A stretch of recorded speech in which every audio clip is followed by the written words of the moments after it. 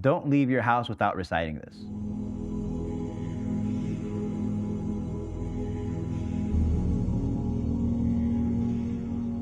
Would a police officer ever leave their house without putting on their bulletproof vest? A person who knows that they have the potential at any moment to encounter danger and that their work involves conflict with criminals and that their life is at risk would be insane to not protect themselves. You and I, when we step outside our door, may not have armed militias. We may not have gangs or occupying armies or dangerous criminals. We have something worse.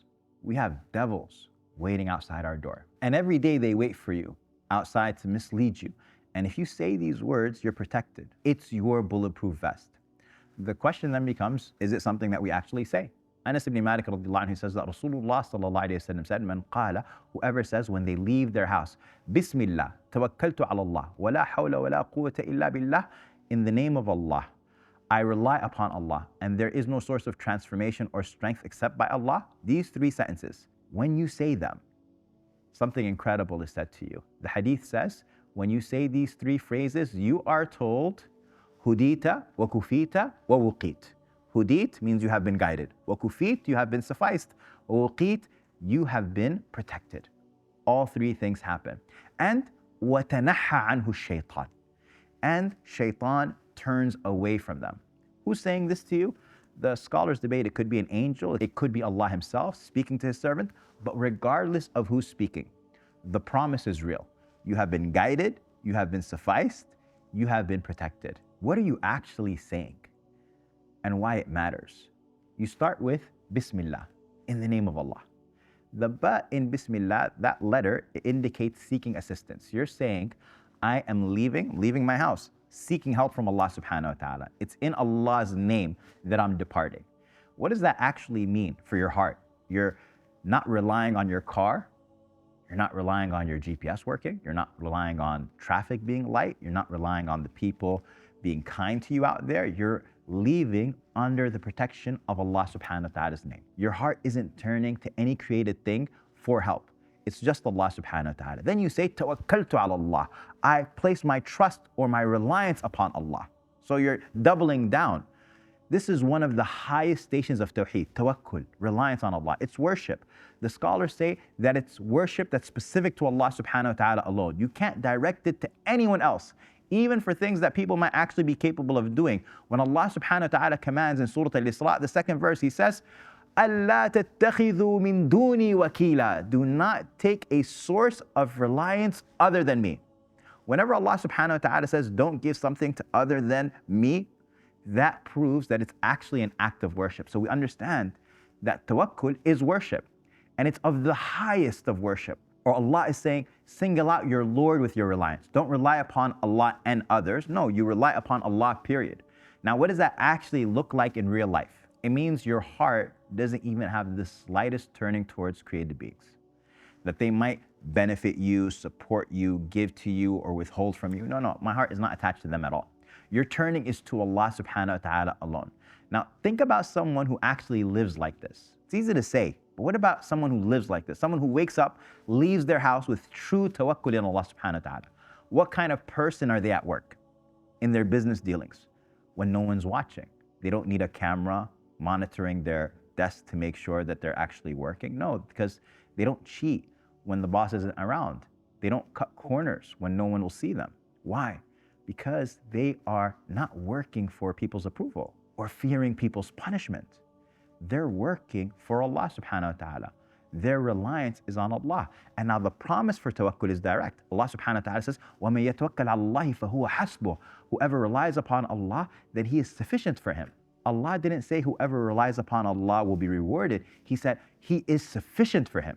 The reward is the sufficiency, because that's what you wanted when you relied upon Allah. When you decided to rely upon Allah, you wanted Allah subhanahu wa ta'ala to be enough for you.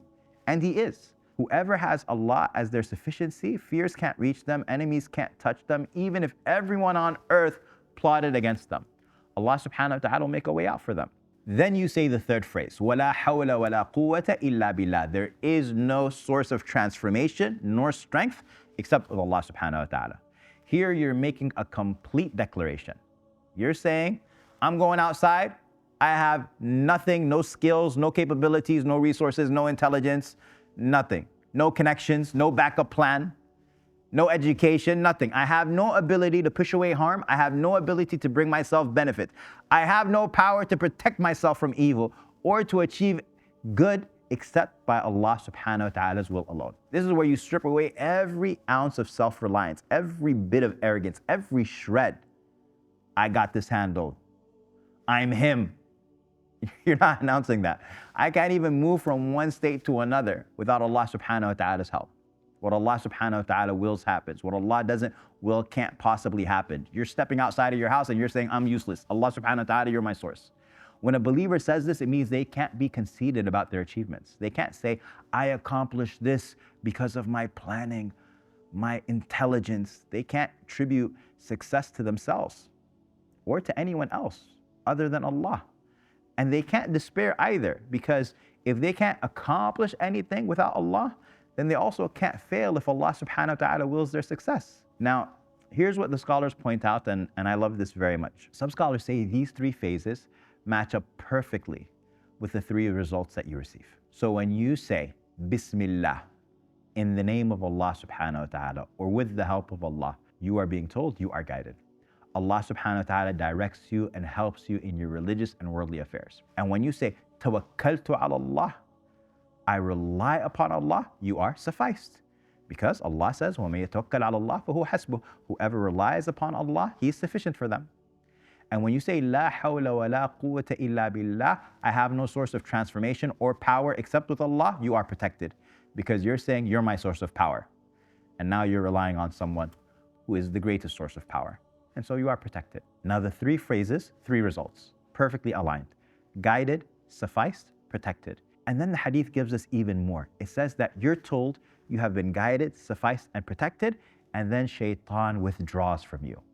The devil turns away. He gives up. He backs off. Why? Because he was waiting outside your door to attack you as soon as you left. But you built a fortress around yourself with these words. You're protected.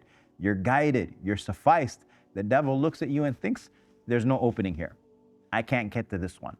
And then another shaytan says to the first one, it's like multiple. It's like you were about to get jumped when you stepped outside of your house. He then says, كَيْفَ لَكَ بِرَجُلٍ قَدْ هُدِيَ وَكُفِيَ وَوُقِيَ. How can you deal with a person who's been guided, sufficed, and protected? Think about that scene. The shayateen are outside. They're watching you because they're always watching. And then when you say this statement, he turns away. And the other one says, what are you going to be able to do with them? Now think about all the times that we left our house without saying that. Sometimes we just leave our house and we don't make this dua. We grab our keys and our phone, we lock the door and we leave. No dua, no seeking Allah subhanahu wa ta'ala's protection, no tawakkul, no acknowledgement that we need Him for the next few hours outside of our home. We wonder why we feel anxious, why we feel unprotected, why every interaction feels spiritually heavy. The Prophet ﷺ didn't leave a single moment without spiritual connection and protection.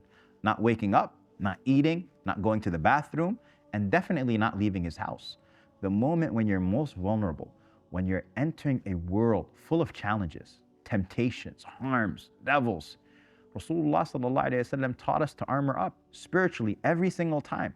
And this isn't just about devils in the sense of waiting outside of your door, but the hadith explicitly promises protection from real harm as well. You've been protected from the evil of humans, from the evil of jinn, from accidents, from attacks, from harm that could come from anywhere.